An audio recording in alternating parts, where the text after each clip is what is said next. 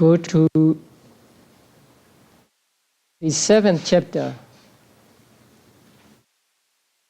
I want to explain the handout with the heading Note for Rupa Pavatikama. That is the last but one section in the 6th chapter. This chart gives some additional information on when and to which kind of beings the Rupa Kalapas arise and which can be deficient and so on. So the first is for Kama Vachara Bhumi, so those beings in the essential planes. And there are four,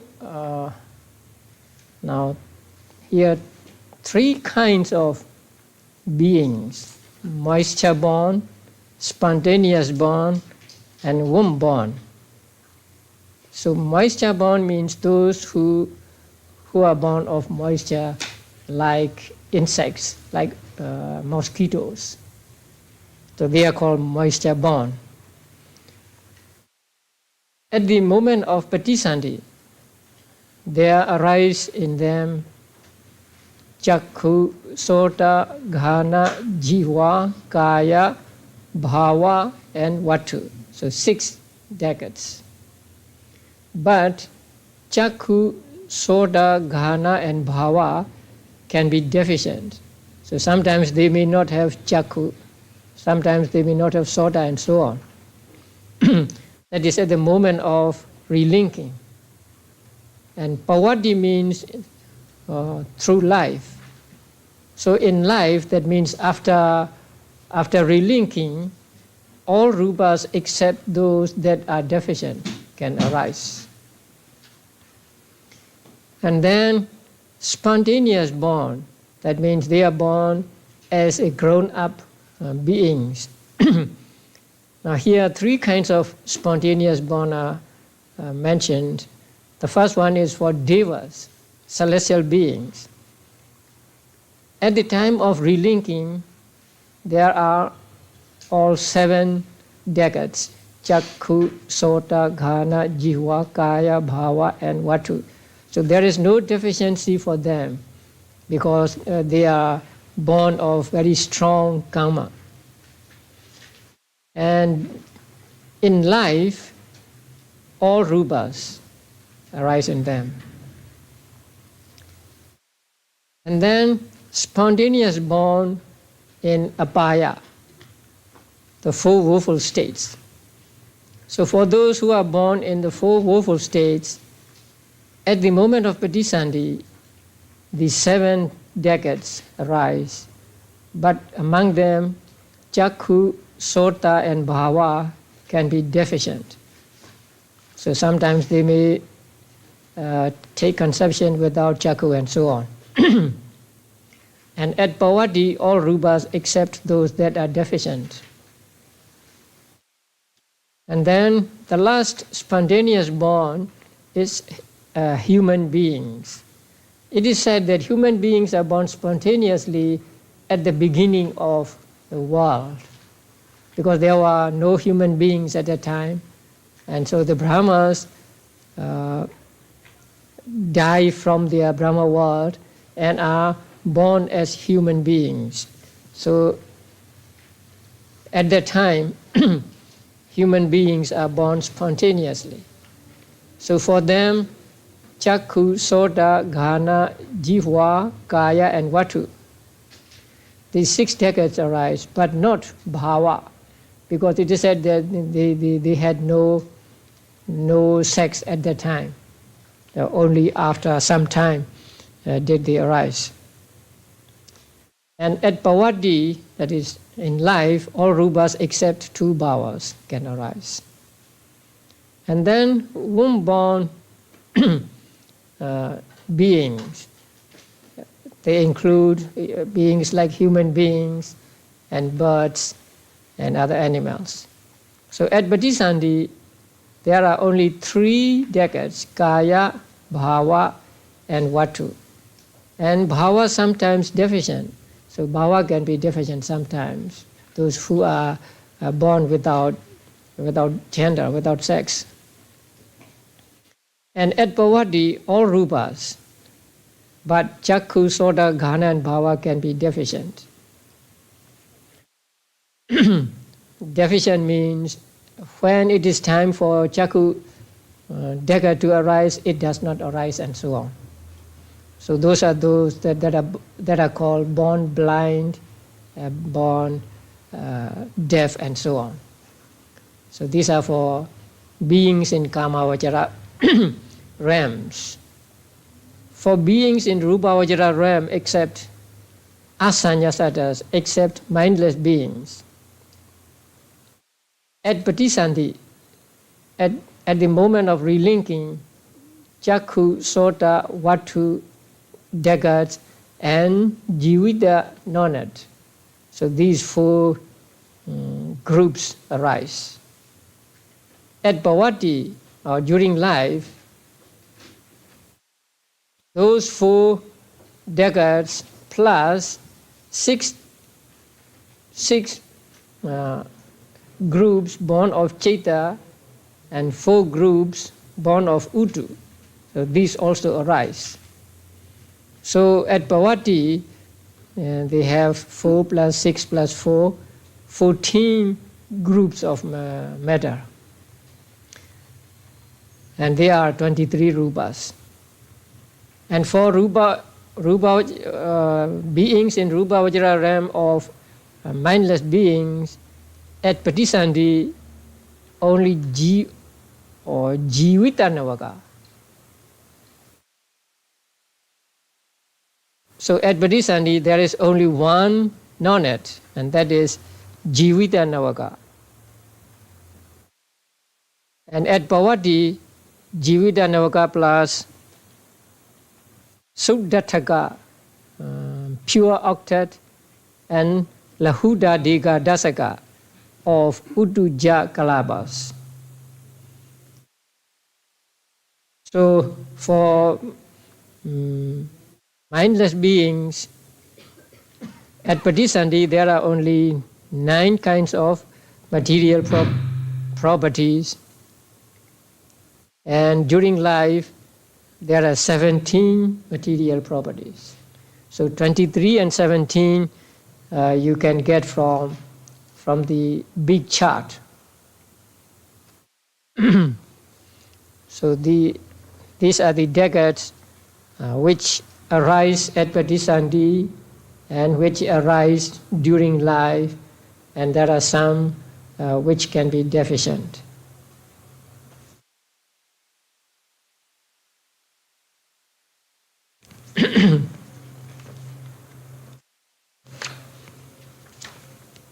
So now we go to the 7th chapter. Now with the six chapters we have covered, the author described all 4 ultimate realities, Chaita, Chaitasika, Rupa, and Nibbana.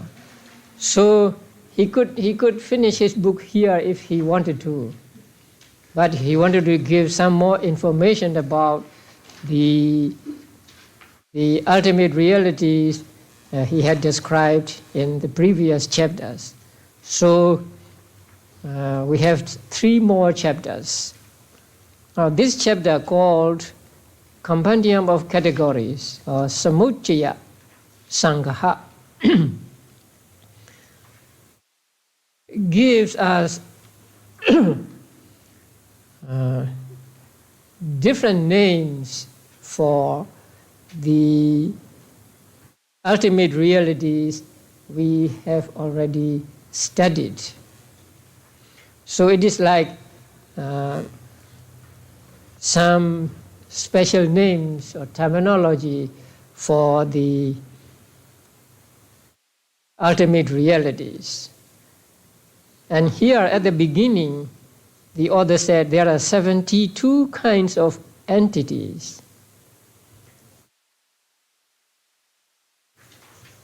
Chaita taken as 1. Chaitasika 52. and rupa taken as 18, because the first 18 are the real rupas, and the others are not real rupas. They do not have they are not the object of vipassana meditation. So here, as as the categories that are object of vipassana meditation, they are excluded. So 18, the first 18 of the 21 material properties are taken here. And then the last one is Nibbana 1. So there are altogether 72 kinds of entities that have their own characteristic and that are capable of becoming the object of vipassana meditation. So when you practice vipassana meditation, you do not take the later 10 material properties as object. So 72 of them, actually the others will also be treated here and there, but these are the 72 that are prominent, and so they will be treated in this chapter.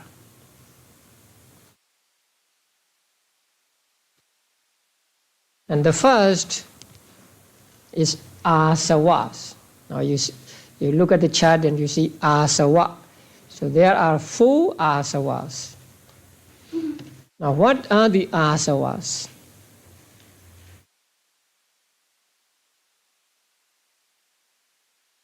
In the manual, it is translated as taints. There are 4 taints.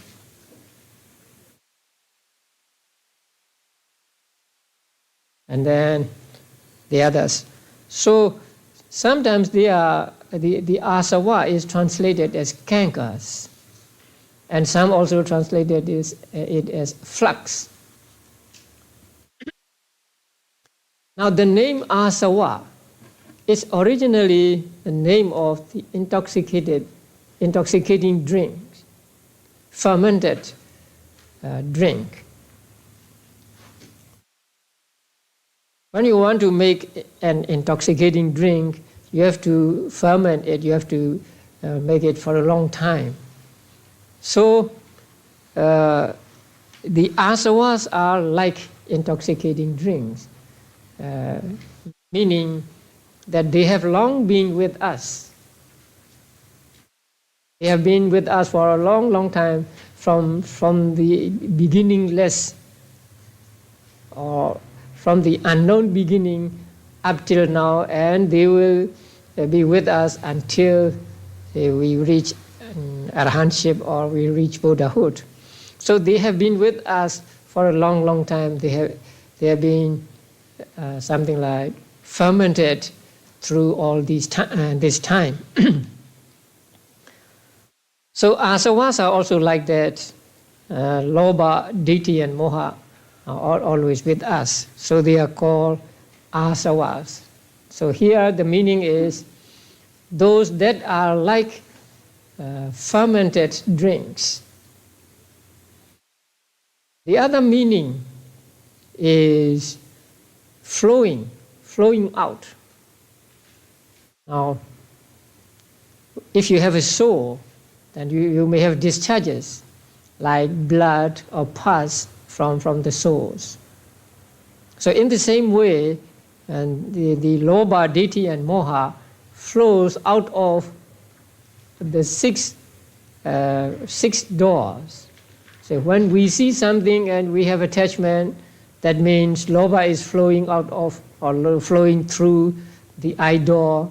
When we hear something and we like it or we dislike it, then the lobha or dosa are said to flow through or flow out of these door, out of the ear door, and so on. So they are like discharges from a soul, and so they are called asava. And also they are called asava because they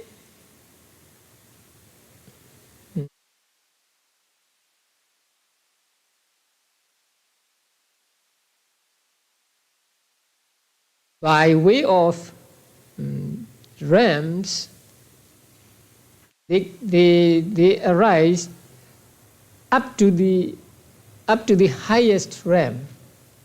They arise even in Nivasanya, Nasanya, Yatana realm, the fourth Arubhavajara realm. And by way of Dhamma, they can take as object up to Gotrabhu. That means Lobha can take, what is the object of Lobha? You remember the third chapter? All mundane, right? Mundane Chetas, Chetasikas, and Rupa. So, Lobha can take all mundane Chetas, Chetasika, and Rupas as object.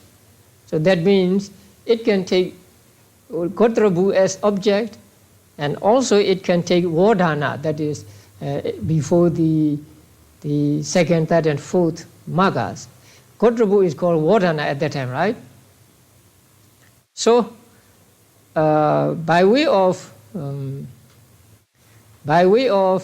Ram, it flows up to the highest Ram, and by way of Dhamma, it flows up to Gotrabhu.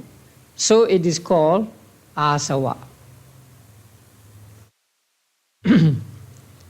And there are 4 asavas mentioned here. But in the suttas, usually 3 asavas are mentioned. But we must take them to mean the 4 asavas mentioned here. So we can translate them as cankas or fluxes or, I don't know, oozing. So it is better to call them asava, so we do not misunderstand.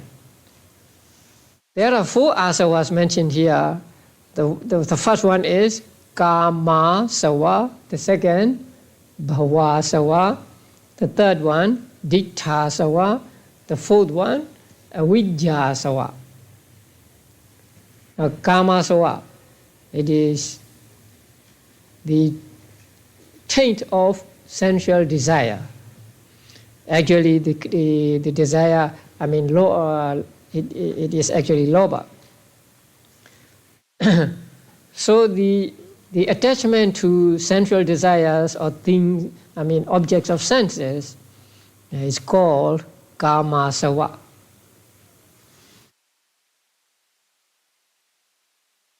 And then bhava sava, you know bhava, existence, to continued existence. So attachment to continued existence is called bhava sava.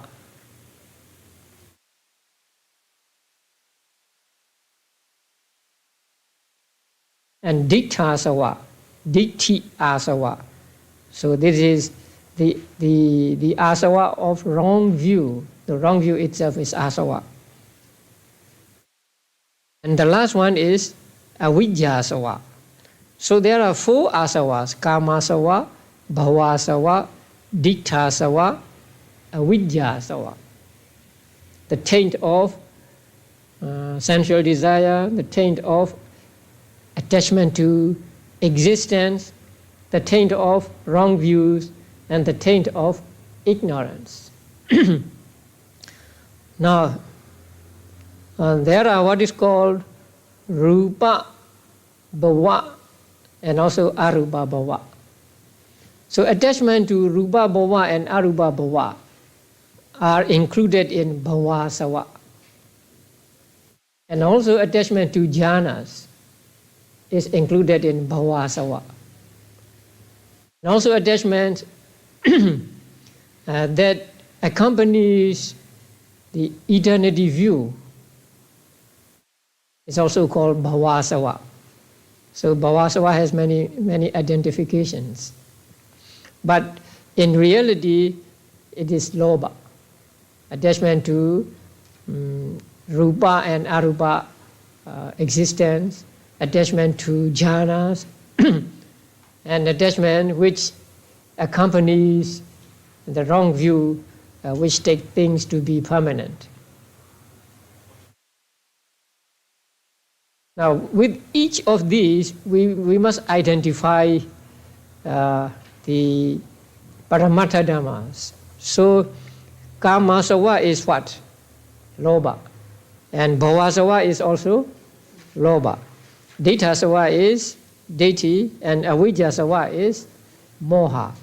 So, although there are 4 asavas, according to ultimate reality, or in essence, there are only 3 asavas, or 3 dhammas, which are called asavas. They are lobha, ditthi, and moha.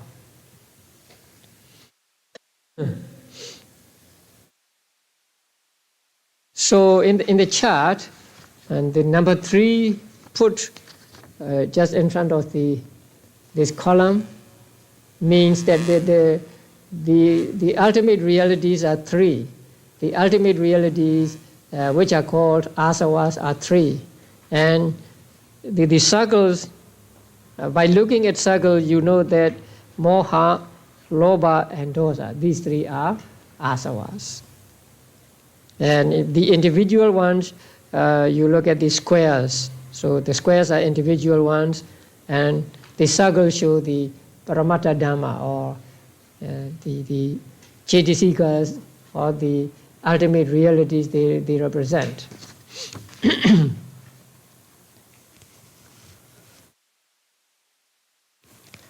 Now the next is ogha.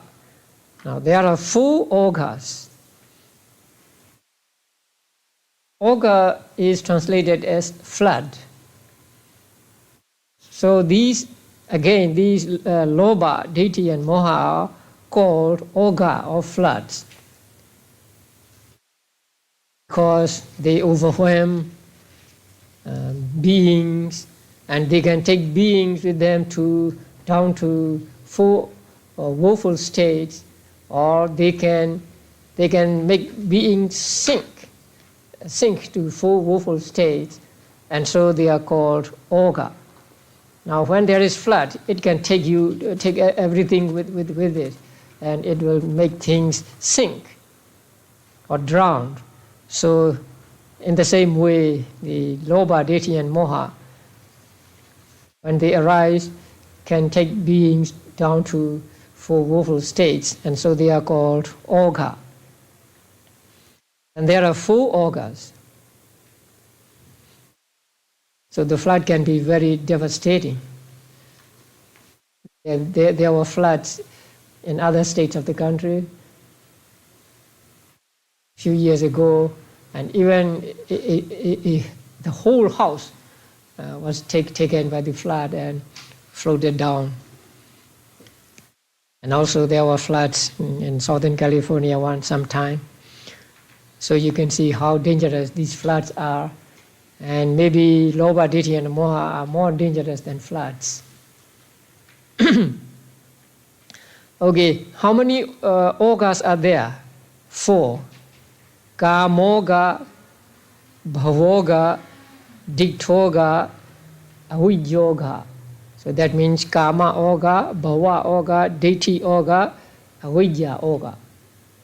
And their identifications are the same. So kamoga is what? Lobha. And bhavoga is lobha. And dikthoga is ditthi, and avijjoga is moha. So there are 4 oghas, but in reality there are only 3, and they are moha, lobha, and ditthi. Next group, yoga. Now please do not confuse this with the yoga now popular in the world. Different meanings. Okay, yoga. How are they translated? Bond. So there are 4 bonds. Bonds of sensual desire, bond of attachment to existence, a bond of wrong views, and the bond of ignorance.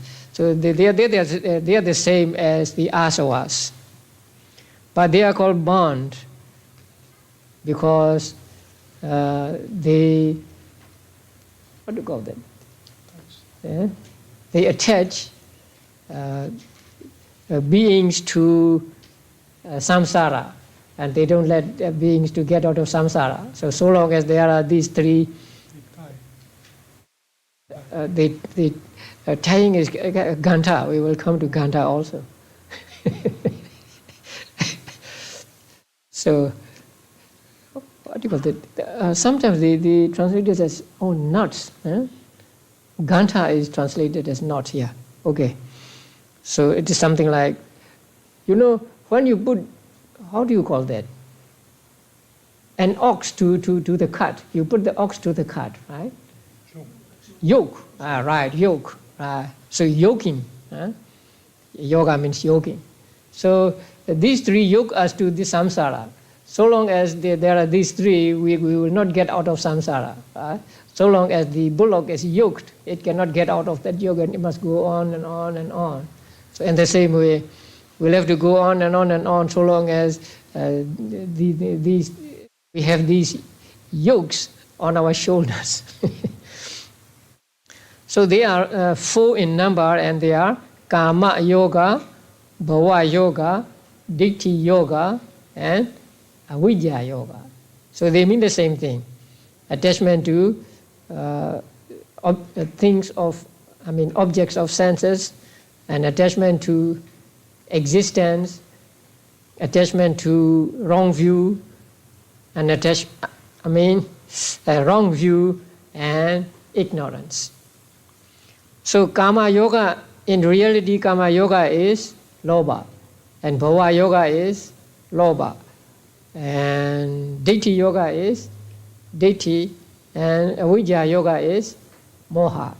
So in reality, there are 3 yogas, and they are Moha, Lobha, and Ditti.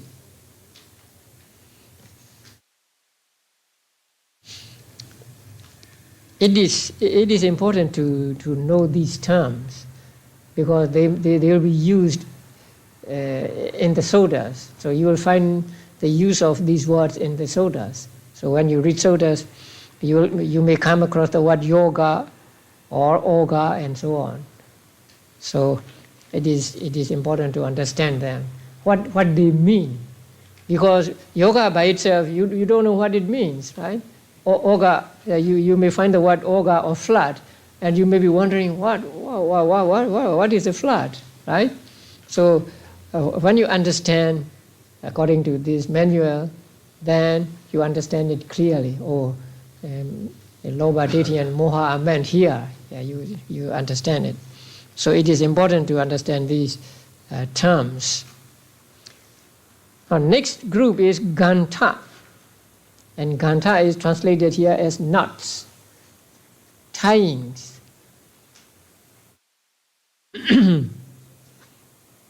So they tie beings to samsara. And also here it is explained as they tie namakaya to rupakaya, something like that. And they tie beings to samsara. And here in the name of the Gantas, the word kaya is added. If you look at it, abhijja, kaya, ganta. So kaya is added. And it is explained in the note. Here the term body, kaya, applies to both the mental and physical body in the sense of an aggregation. So here kaya does not mean physical kaya. Actually, it is a group or a aggregation.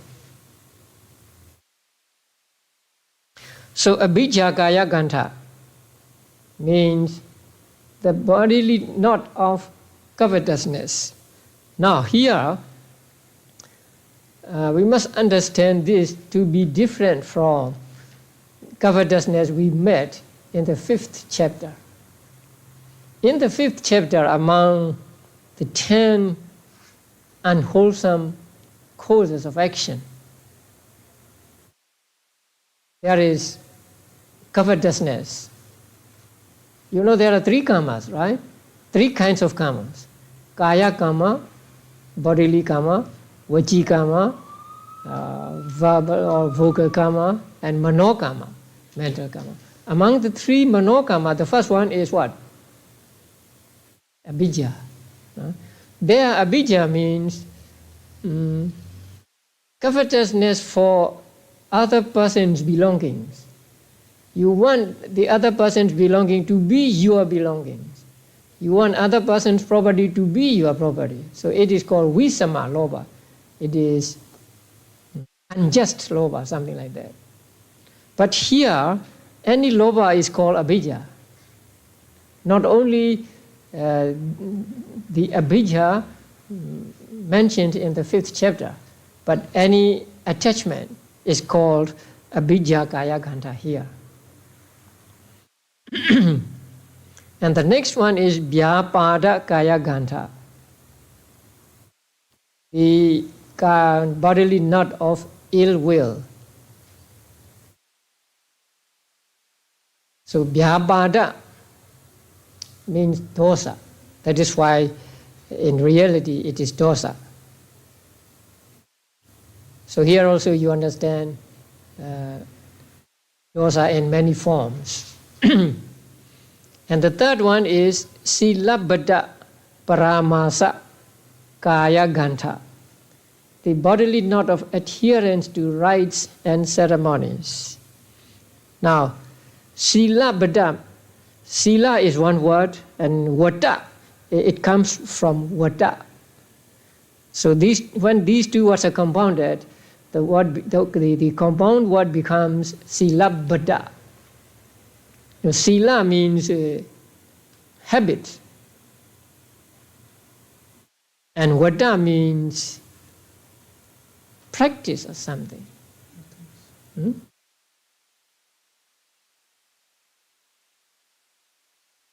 And paramasa means understanding wrongly.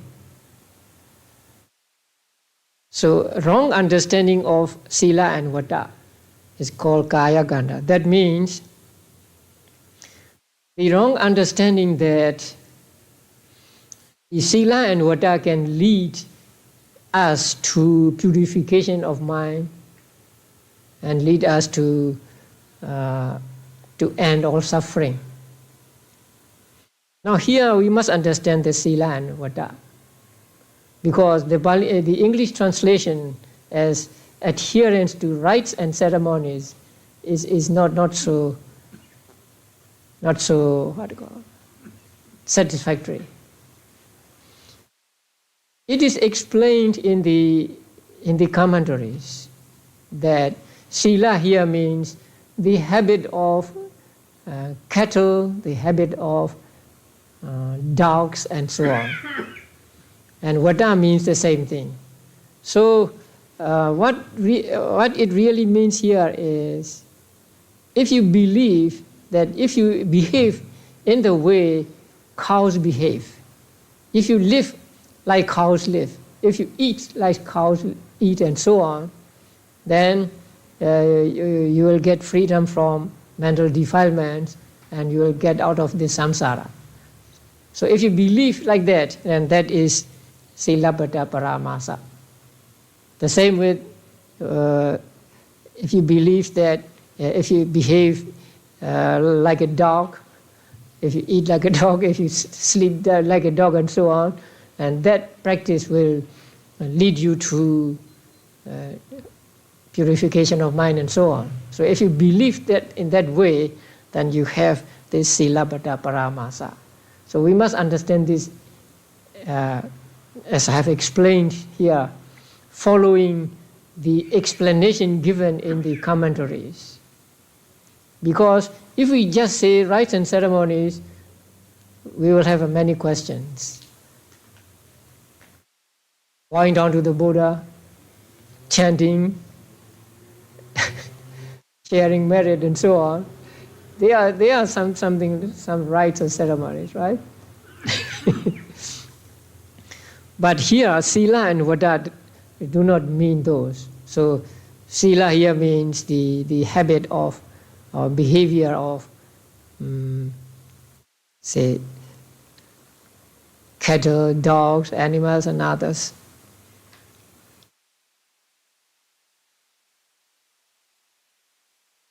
I think you remember about two men who went to the Buddha and asked about this practice of cow and the practice of dog, right? Whether it is true that they will gain purification and so on. And Buddha said, if you practice to the full the practice of a cow, you will become a cow, and if you practice to the full the habit of a dog, you will become a dog, and if you cannot practice it in full, you will go to hell or something like that. So, such belief, the belief that it can lead to nibbana, it can lead to purification of mind, is called Sīlāpata Paramasa. If we extend this to include some other things, we may say that if you believe that dana alone will lead you to enlightenment, or sila alone will lead you to enlightenment, it's also Sīlāpata Paramasa. Because dana alone cannot lead you, directly lead you to enlightenment. Sila alone cannot do that, right? You have to practice bhavana, you have to practice vipassana meditation to reach those states. So if you believe that just by, say, chanting, just by giving, just by making donations, and just by listening to the Dhamma and so on, and you can get enlightenment, then you have this Sīlāpata Paramasa, although you do not believe in the practices of cows and dogs and so on. So, and this is a wrong view, and so it is actually deity. And the last one, number 4, is Idang Satya Bhi Nivesa Kaya Gandhara, a long word. Ida means this. Satya means true. Abhinivesa means wrong view. So a dogmatic view that this alone is true. So this only is true and others are false. So if you take that way, then you have this gantha, this knot, that is, what's that? The bodily knot of dogmatic belief that this alone is the truth.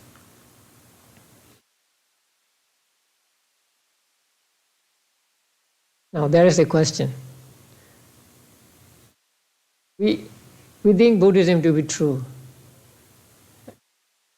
right? And others to be not true. What about that? Now it is explained in some books, in Burmese books, that it should be understood with regard to wrong views.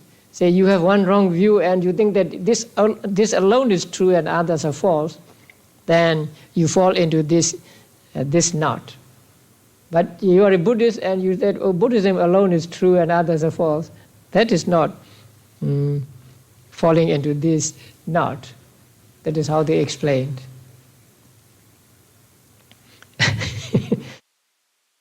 This is a difficult question. Okay, so there are these 4 knots or gandhas. So abhijja kaya gandha, since it is attachment, it is lobha. And vyapada kaya gandha, it is dosa, ill will. And silabbata paramasa kaya gandha, it is a wrong view. And idam satcha nivesa kaya gandha, also wrong view. So although there are 4 gandhas, in reality, or according to the ultimate reality, there are only 3. They are lobha, ditthi, and dosa.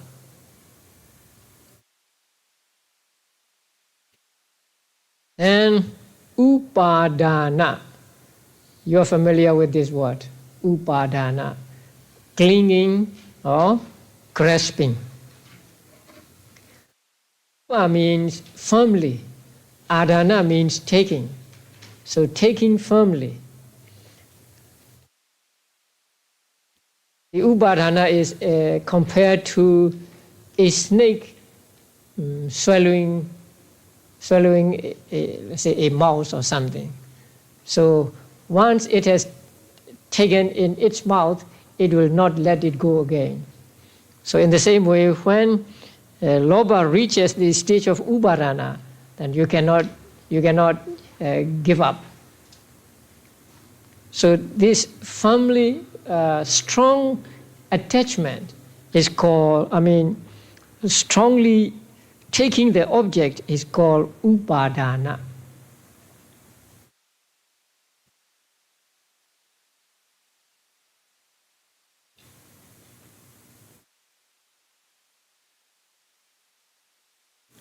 So the first one is kamupadana, kama upadana. It can be explained as kama, which is upadana, or upadana of kama. You can take it in 2 ways. Because kama here means sensual desire. So the desire itself is clinging. So clinging as desire, or it is clinging to sense objects. Means the same thing. And ditthi upadana, again, ditthi upadana. Ditthi, which is upadana. When you have a wrong view, you take it firmly. So ditthi is an upadana. Or you may say the previous ditthi is a condition for a later ditthi. And so in that case, you can explain it as upadana of ditthi, grasping of wrong view, or grasping the wrong view. And the third one is the same as the number 3 gandha, silabbatu padana, silabbata upadana.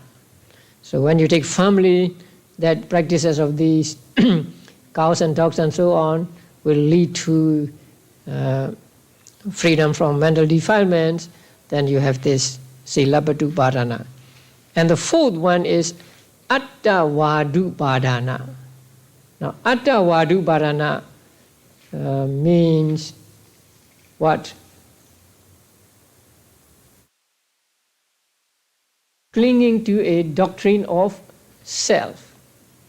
So atta means atta, and vada means saying or something, or opinion.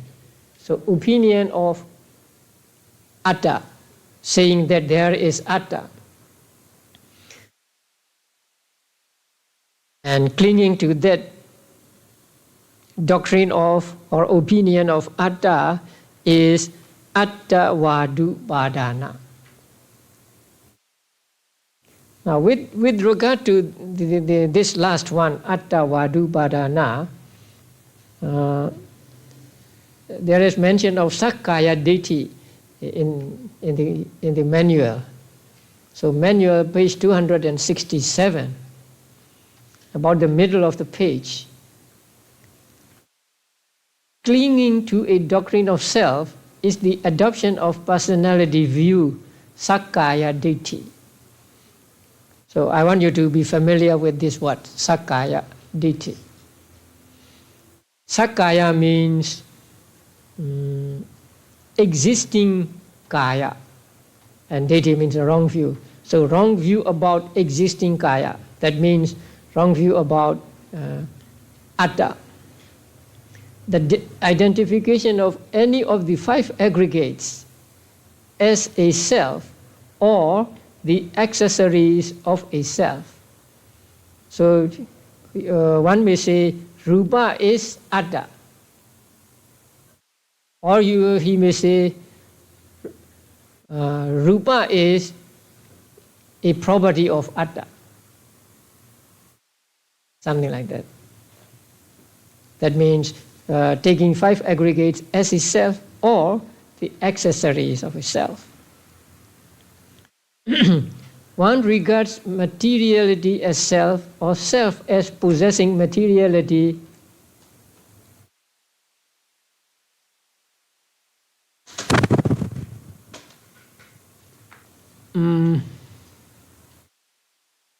This sakkaya ditthi is mentioned in the suttas as well as in Abhidhamma.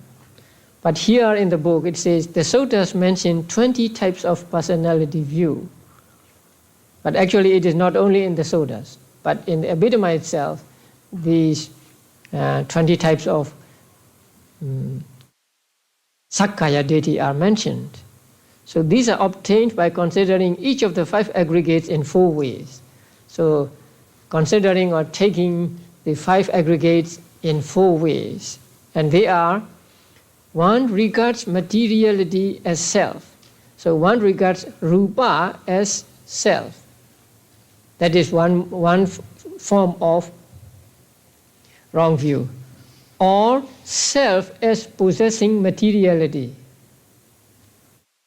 Now, when you see a flame and you think that the flame and the color are identical, you fall into something like taking rupa as atta. So the flame is one thing and the color is another. So they are 2 different things. But we think that the flame is the color and the color is a flame. So in the same way, when we take rupa to be self, then this becomes a wrong view. And then self as possessing materiality. The commentary gives the analogy of a tree and its shadow. A tree, the shadow is a possession of a tree. So in the same way, rupa has atta or something like that. So they take rupa as something and they think that this rupa possesses something which is called atta. The third one is material as in self. That means there is a self in matter, self in rupa. The analogy is a flower and the smell, the scent. The scent is in the flower. The smell is in the flower.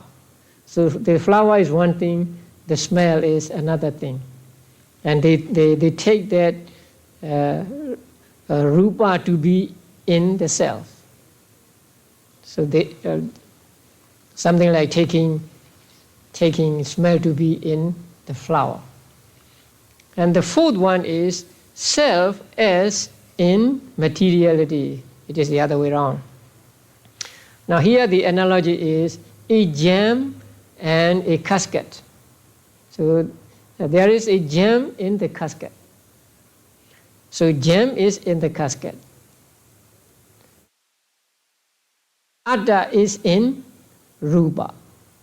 So if you know these four kinds of wrong view with regard to rupa, you understand others with regard to Vedana, Sanya, Sankhara, and Vijnana.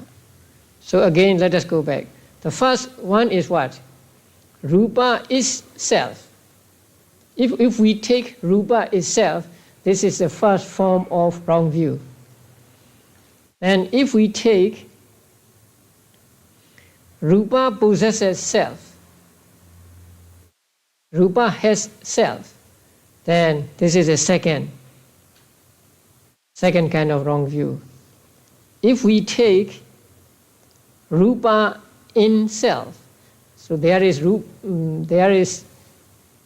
self in the, there is rupa in the self, and that is the third kind.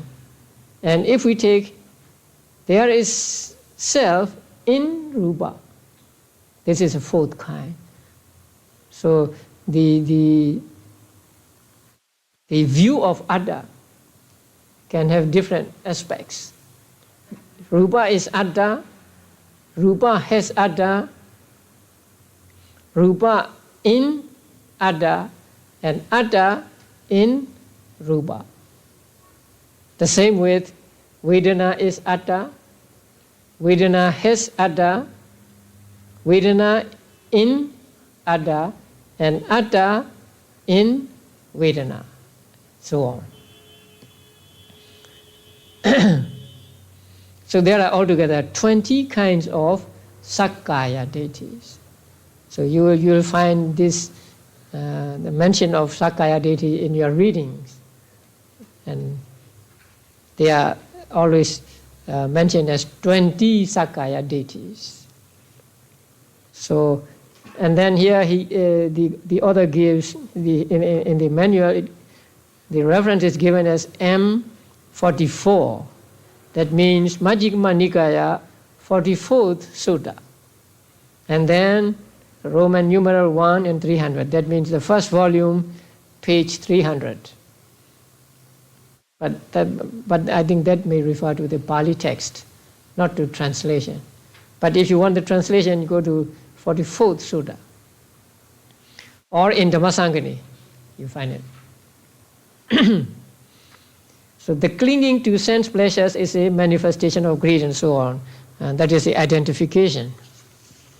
So kamupadana, clinging to sensual things or sensual desire, it is lobha. And ditthupādana is deity, wrong view. Sīlabhadupādana, again wrong view. Attavadupādana, again wrong view. So although there are 4 upadanas, 4 clingings, there are only 2 in reality, and they are lobha and deity.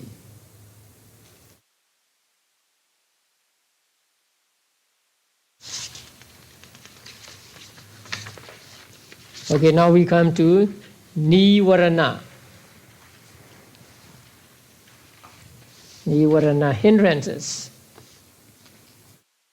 There are 6 Nivaranas here, although we are familiar with only 5. Nivarana means what? Hindrances or obstacles. They obstruct the way to a heavenly rebirth and to the attainment of Nibbana. Not only that, they are obstructions to attaining jhanas also. So the obstacles to jhana, obstacles to magga, obstacles to rebirth in heavenly realms is called nivarana.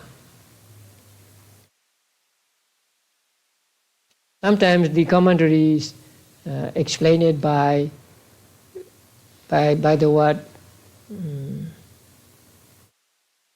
like enveloping, maybe overwhelming or something like that. So there are 6 nivaranas mentioned in this manual.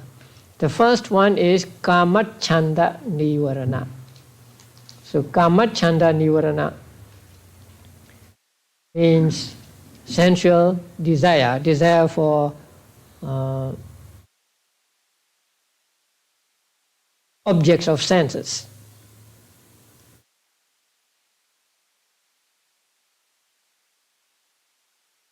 The second is Vyapada Nivarana, that is ill will, the obstruction of ill will, or the hindrance of ill will.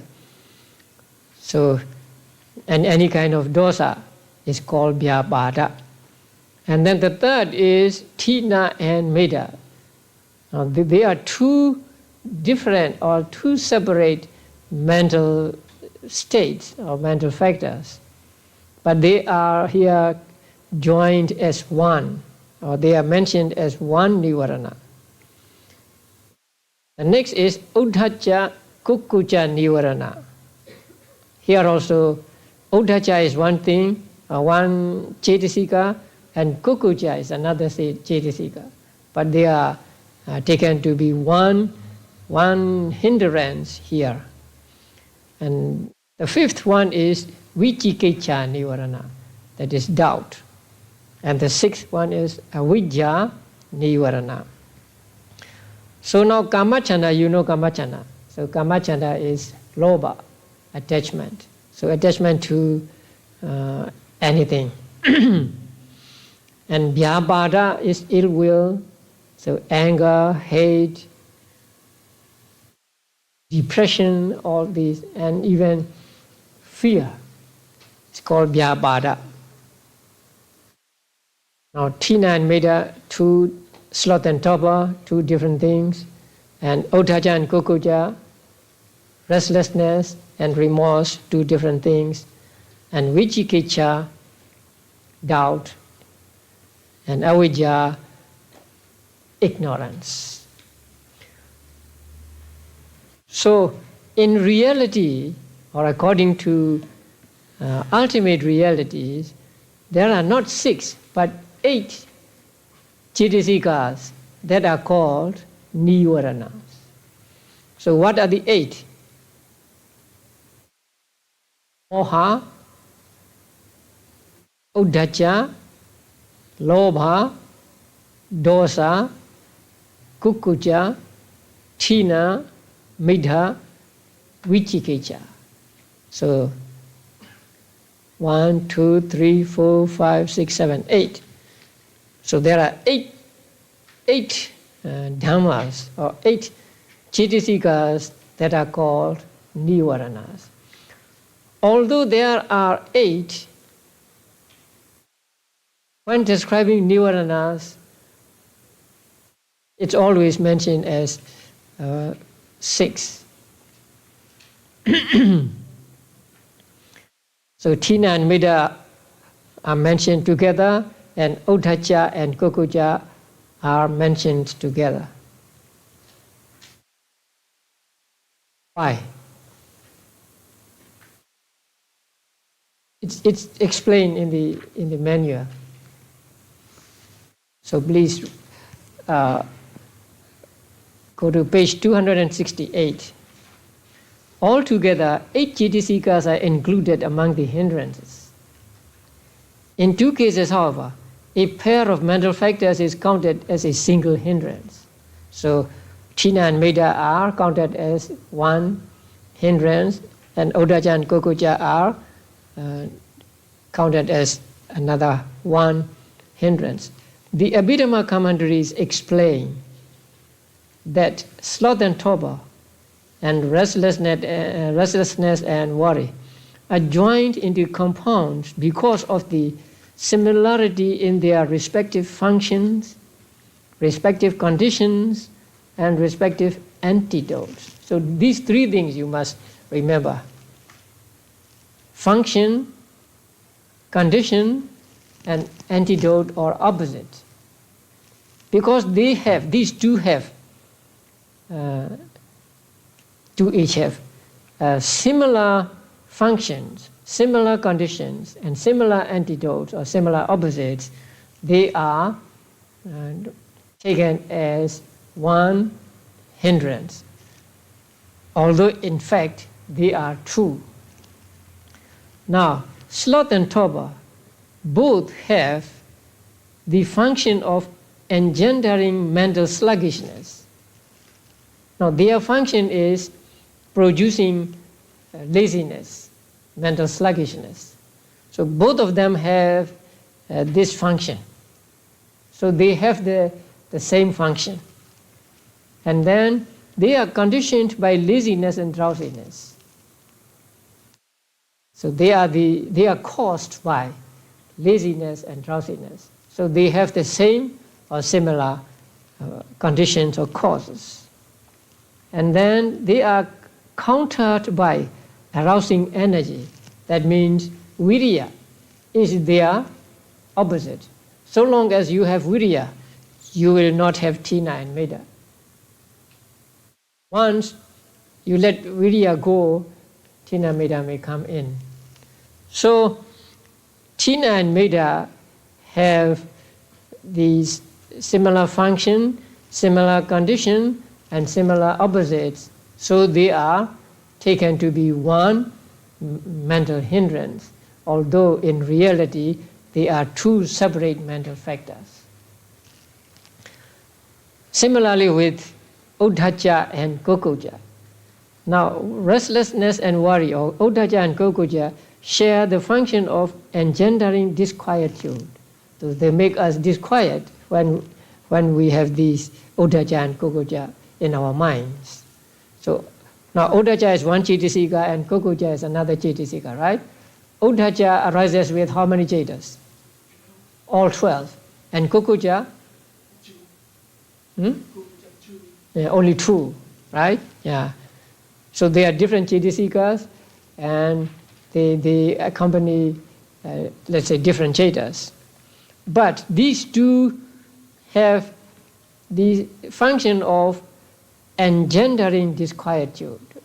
That means when they arise in our minds are not quiet. And they are conditioned by disturbing thoughts. That means thoughts about loss of wealth, thoughts about loss of relatives, and so on. So when we think of those thoughts, we are agitated. So they are conditioned by such disturbing thoughts. And they are countered by the development of calm, samatha. So the opposite of uddhacca and kukucca is the practice of samatha, practice of meditation, practice of concentration. Since these two have similar functions, similar conditions or causes, and similar opposites, they are taken as one mental hindrance in this list. They are always mentioned together, tina and metta, uddhacca and kukucca. But you all know that tina is one cetasika, metta is another cetasika, uddhacca is another, and kukucca is yet another cetasika. So if we take each one and identify with the cetasikas, we have 8 nivaranas, 8 mental hindrances, and not 6. Now, we are familiar with 5 mental hindrances, right? Not 6. Now, in the manual, it is said that the first 5 hindrances are the major obstacles to the attainment of the jhanas. The 6th hindrance is the major obstacle to the arising of wisdom. The 6th is avijja. So the avijja is a major hindrance to arising of knowledge or wisdom, and the others are major obstacles to arising of jhanas. So long as a person cannot get free from these first 5 mental hindrances, he cannot hope to get jhana. So it is a prerequisite for attainment of jhanas, that a person be free from these mental hindrances, beginning with kamachanda. In the description of the first jhana, you find the words viviccewa kamehi, vivicca akusalehi dhammehi. Secluded from sensual desires, or secluded from the objects of sense desire, and secluded from unwholesome mental states. So a person attains first jhana and so on. So the not the total eradication, but the abandonment, the temporary abandonment of these 5 hindrances is a condition for attainment of jhana. And when a person gets concentration, say, more and more concentration, these 5 hindrances tend to disappear, and they will not arise in his mind so long as he has good concentration. So when the mental hindrances are subdued, mind becomes clear and quiet or still. So only then can the penetration into the nature of things, only then can the understanding of the arising and falling of phenomena and so on arise. So it is important that these 5 hindrances are at least pushed back, at least subdued, in order to attain any results, any stages in the practice of meditation. Now, avijja is always with us because it is an anusaya.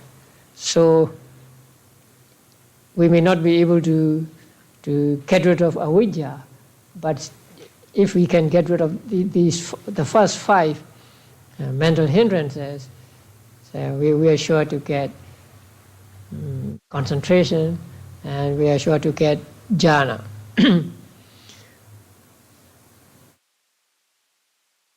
But that does not mean that we don't need to get rid of them if we want to practice vipassana meditation. So in vipassana meditation also, they have to be subdued. Otherwise, we will not get what is called momentary concentration. Okay, let us identify them. Kamachanda with what? Lobha. Vyapada with dosa. Tina Meda with Tina and Meda. Uddhacca Kukucca with Uddhacca and Kukucca. Vicikicca with Vicikicca. And avijja with moha. Now next, anusaya. Latent dispositions. Sometimes they are called latent tendencies.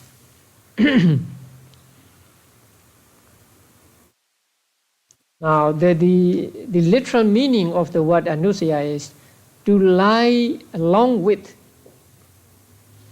to be along with the mental process to which they belong. Rising to the surface as obsessions whenever they meet with suitable conditions. So they will arise when there are conditions for them. When there are no conditions for them, they will not arise. But they are said to be dormant. They are said to be latent, say, in our minds. Now it is important to understand that there are 3 levels of mental defilements. Latent level, and then what is called that?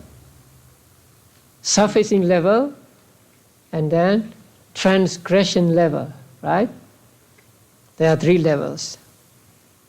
So the first level, the latent level, is the most difficult to get rid of. Even though we do not have lobha now, right now, we will get lobha sometime later, right? So there is always the possibility, liability that we will get lobha, dosa, and so on. Although at the moment, we are free from them. So that is what is called anusaya. So they are lying dormant in our minds. They are waiting for a chance to come up. They are waiting for an opportunity for conditions. So when there are the conditions and we do not have yoniso manasikara, they will arise. Now there is a question of what are the anusayas? Do they belong to present or past or future?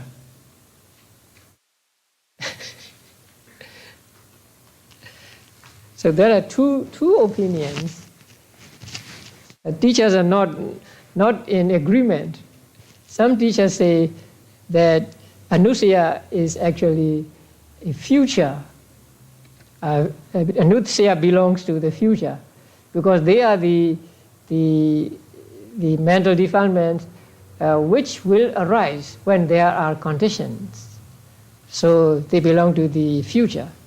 But there are other teachers who say, no, they can be said to be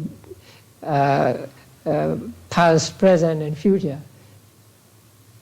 Although they do not come to existence. Come to existence means arising, presence, and dissolution. So when we say they come to existence, we mean they go through these 3 stages. Now anusayas are mentioned as not being in existence, but it is they are somewhere, say, under the surface. So they do not reach the 3 stages of existence. When they reach the 3 stages of existence, they no longer are called anusayas. They become kilesas. So now, say, lobha anusaya is in me, but when I really have attachment for something, then that anusaya, that lobha becomes a kilesa. So at the moment of doing good, or when you are doing meritorious deed, akusalas are anusayas. But when they arise in your mind, they are called kilesas.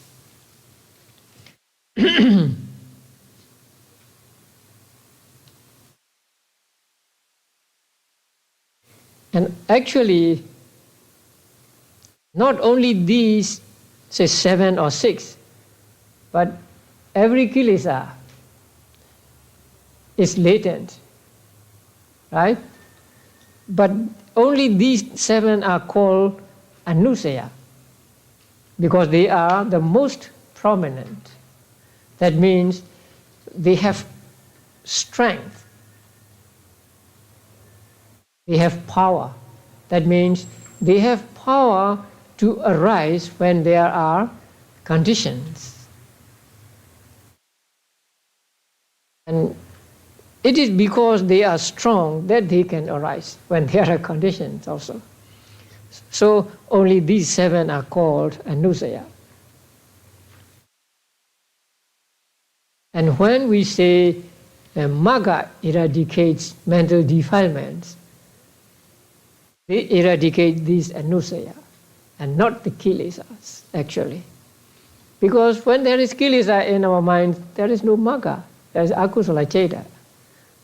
So what magga eradicates is not the kilesa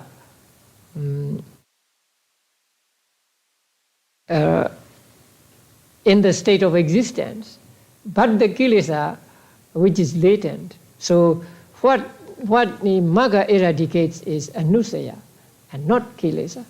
But in speaking we say the Magga eradicates kilesas. But actually what it eradicates is anusaya, not kilesas. So there are 7 anusayas. The first one is Kama Raga Nusaya, sensual lust. It's a latent disposition to sensual lust, or latent disposition of sensual lust. And second is Bhava Raga Nusaya, the attachment to existence. And third is Patigha Nusaya. You remember the word Patigha? Where? Akusala Chetas, among the Akusala Chetas, right? Patigha Sampayutta. So Patigha means dosa. And number 4, Mana Nusaya, pride, conceit. Number 5, Dittha Nusaya, Ditti Anusaya, wrong view. And number 6, Vichikecha Nusaya, doubt. And number 7, Avidya, ignorance. So these 7 are called Anusaya. And in reality, there are 6 Anusayas, because Kamaraga Nusaya and Bhavaraga Nusaya are lobha, attachment to sensual pleasures or sensual things, and attachment to existence.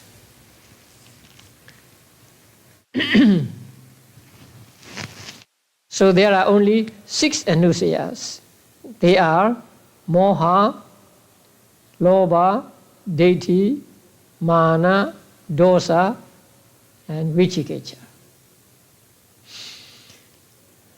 Now, saṅyojana,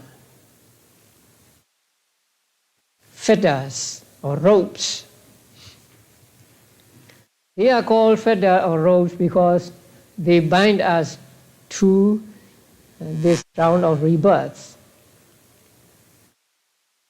They will not let us go. So they are called saṅyojana. Saṅyojana is always compared to a rope.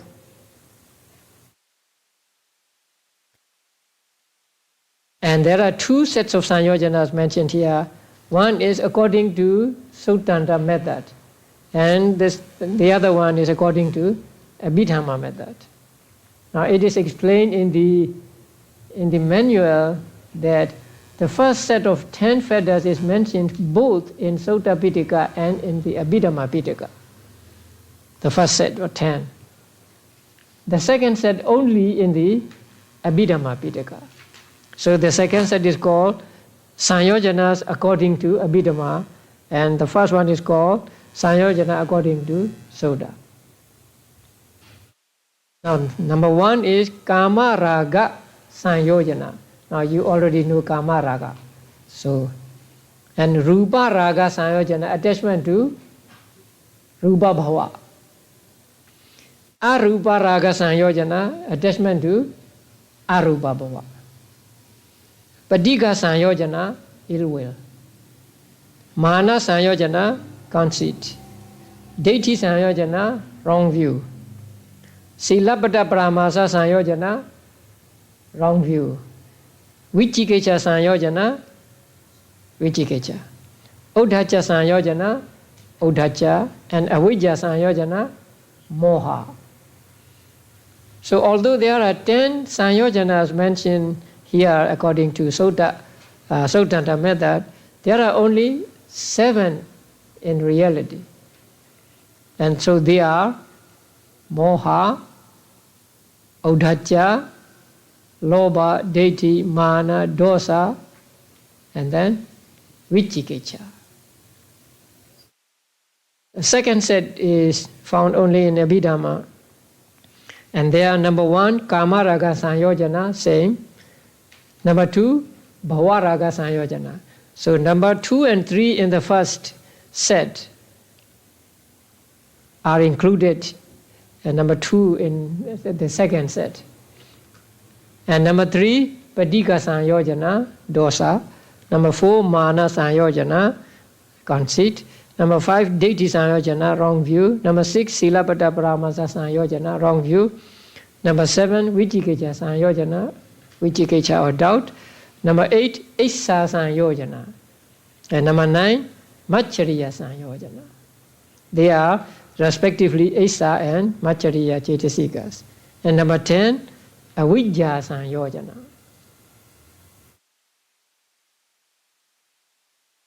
The first and the second are Lobha.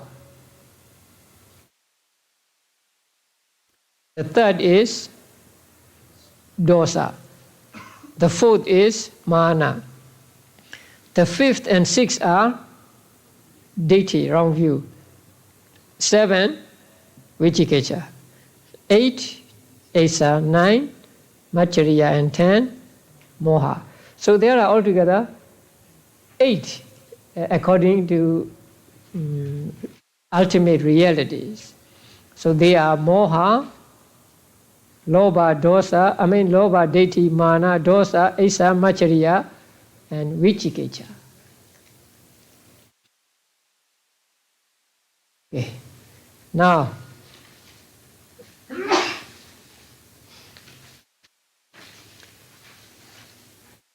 go to summary. By way of entity, that means in reality, the taints, floods, bonds, and knots are threefold. Hmm?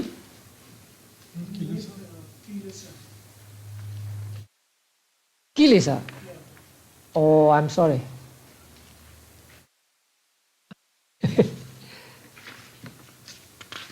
Oh, there are no kilesas.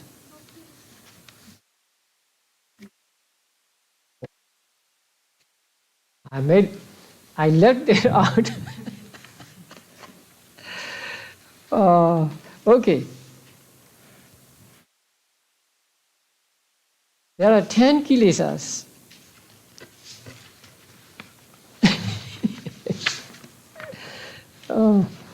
So, why are they called kilesas? They are called defilements.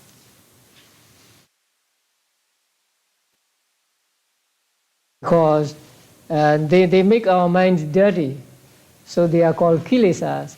And also, the word kilesa has another meaning, that is infliction. No, affliction, right? Affliction. It torments our minds. So they are called kilesas. So there are two meanings to kilesa. They defile the mind, so they are called kilesa, and they torment the mind, and so they are called kilesas. And the torment is usually given as an explanation of kilesa in the commentaries. And there are 10 of them. Now you look at the book. The first one is Lobha. So you know Lobha. The second one, Dosa. The third one, Moha. The fourth one, Deity, conceit. And the fifth one, Vichikecha, doubt. And the sixth, the fifth one, wrong views. And the sixth, doubt, Vichikecha. And the seventh, Thina. 8, Uddhacca. 9, Ahirika, shamelessness. And 10, Anodabba, fearlessness. So these 10 are called kilesas. So we are very familiar with this word kilesa, or its English translation, mental defilements. So there are 10 kilesas. And Lobha is Lobha, Dosa is Dosa, Moha is Moha, Mana, Deity, Vichikecha, Thina, Uddhacca, Ahirika, Anodabba. Oh.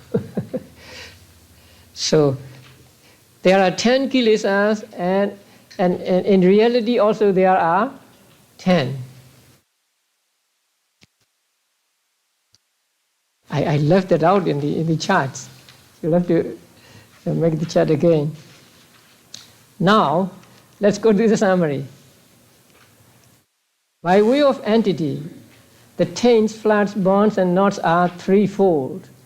So that means according to Cetasikas, according to ultimate realities, there are only three taints, three asavas, three yogas, and three ogas, and three yogas, and three gandhas. And they are Moha, Ditthi, and Moha. There are two kinds of clinging. That means two Cetasikas. What are they? Lobha and Ditthi. And 8 hindrances for each one of them. Tina and Meda, Udaja and Kokuja taken separately. The latent dispositions are only 6. There are only 6 anusayas.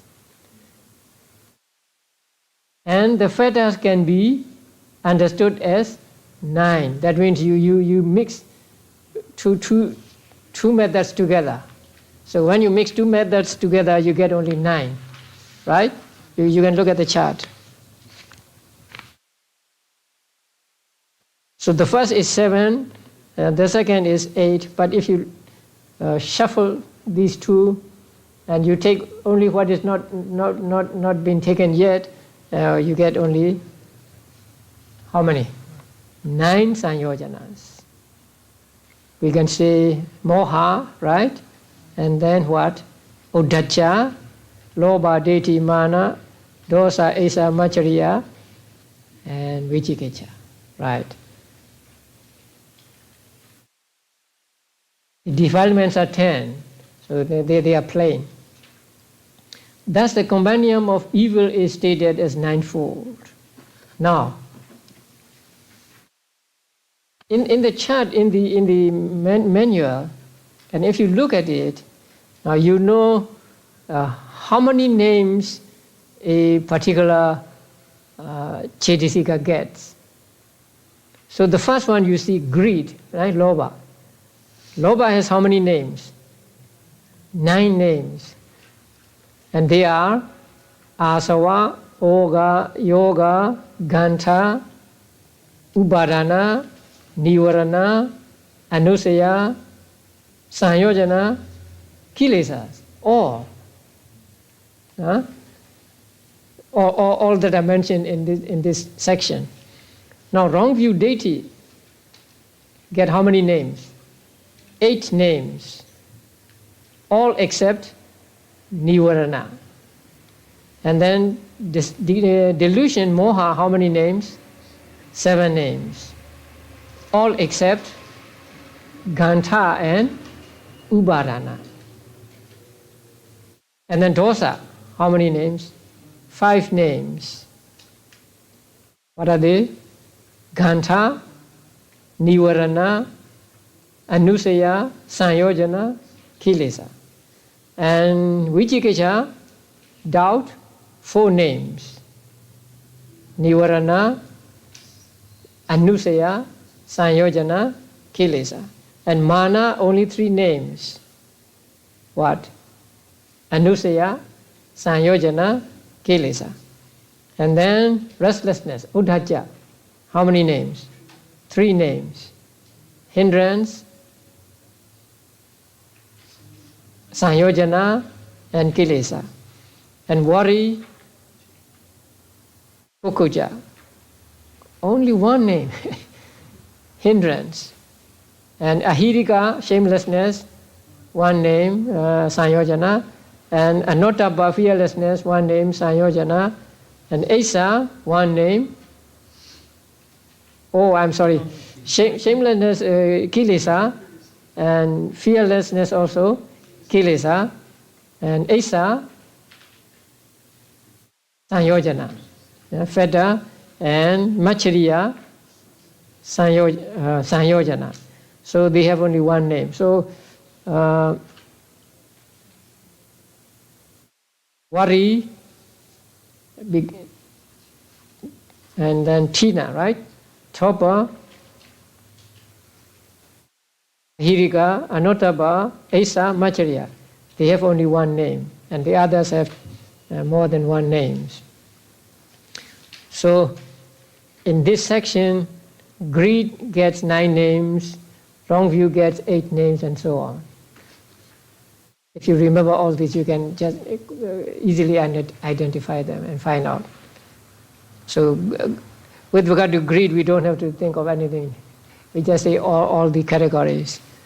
But what about doubt? Asava? No, right? Oga? No. Yoga? No. Ganta? No. Upadana? No. And then? Hindrance? Nivarana? Yes. Anusaya? Yes. Sanyogana? Yes. Kilesa? Yes, like that.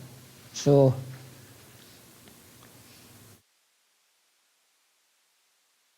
right. Okay, this is the section on akusala, unwholesome states. So it is good to know these terms so that when you read books on Buddhism, you understand clearly what is meant.